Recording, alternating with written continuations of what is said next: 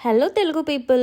Chicken dum బిర్యానీని restaurant స్టైల్లో ఇంట్లోనే తయారు చేసుకోవడం కోసం ముందుగా శుభ్రంగా కడిగినటువంటి చికెన్లో అల్లం వెల్లుల్లి పేస్టు, తగినంత ఉప్పు, కారం, ఇంకా బిర్యానీ మసాలా, ధనియాల పౌడర్, గరం మసాలా అన్నీ వేసి వాటిని చికెన్కి పట్టేటట్లు బాగా కలిపి మ్యారినేట్ చేసినటువంటి చికెన్ మిశ్రమాన్ని ఒక అరగంట సేపు పక్కన వదిలేయాలి. ఈలోపు ఇంకొక బౌల్ తీసుకొని 4 కప్స్ ఆఫ్ రైస్ని వేసి శుభ్రంగా ఒక 2-3 టైమ్స్ కడిగినటువంటి రైస్లో తగినంత వాటర్ పోసి ఒక అరగంట సేపు పక్కన నాననివ్వాలి. ఇప్పుడు ఒక పెద్ద ఉల్లిపాయ, 4 పచ్చిమిరపకాయలు, 2 టమాటాలు చిన్న చిన్న ముక్కలుగా కట్ చేసుకొని మ్యారినేట్ చేసుకున్నటువంటి చికెన్ మిశ్రమంలో ఇవన్నీ కలిపి తగినంత ఆయిల్ పోసి చికెన్ని కుక్ చేయాలి.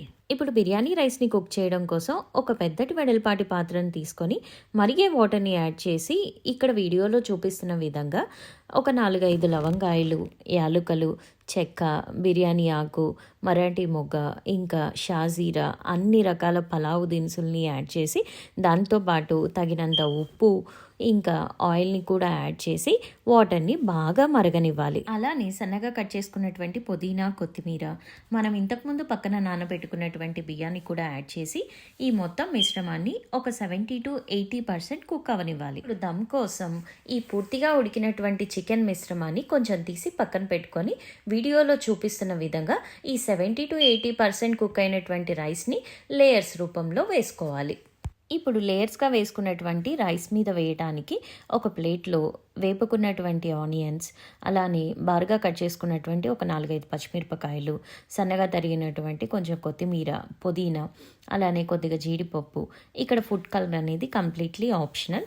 మనం కావాలి అనుకుంటే యాడ్ చేసుకోవచ్చు, లేదంటే స్కిప్ చేసుకోవచ్చు. ఇలా పక్కన పెట్టుకున్నటువంటి అన్ని ఇంగ్రీడియంట్స్ని వీడియోలో చూపిస్తున్న విధంగా ఒకదాని తర్వాత ఒకటి యాడ్ చేసి పక్కన పెట్టుకున్నటువంటి చికెన్ కూడా యాడ్ చేసేసి ఇప్పుడు సెకండ్ లేయర్ ఆఫ్ రైస్ని వేయాలి. దీనితో పాటు ఒక 2 స్పూన్స్ నెయ్యిని కూడా యాడ్ చేసుకుంటే మంచి టేస్ట్ వస్తుంది బిర్యానీకి. నా దగ్గర నెయ్యి అయిపోవటం వల్ల ఇక్కడ నేను యాడ్ చేయటం లేదు.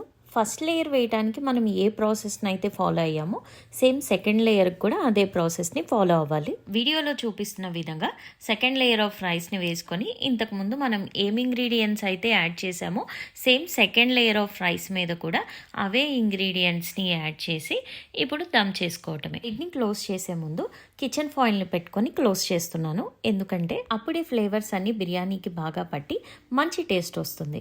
ఇప్పుడు స్టవ్ని లోకి అడ్జస్ట్ చేసుకొని ఒక 15 మినిట్స్ స్టవ్ ఆఫ్ చేసిన తర్వాత ఒక అరగంట సేపు పక్కన వదిలేయాలి. అప్పుడే ఈ మసాలా ఫ్లేవర్స్ అనేది బిర్యానీకి బాగా పట్టుకొని మంచి టేస్ట్ వస్తుంది. అంతే, ఎంతో రుచికరమైనటువంటి chicken dum biryani ready. Subscribe for more recipes.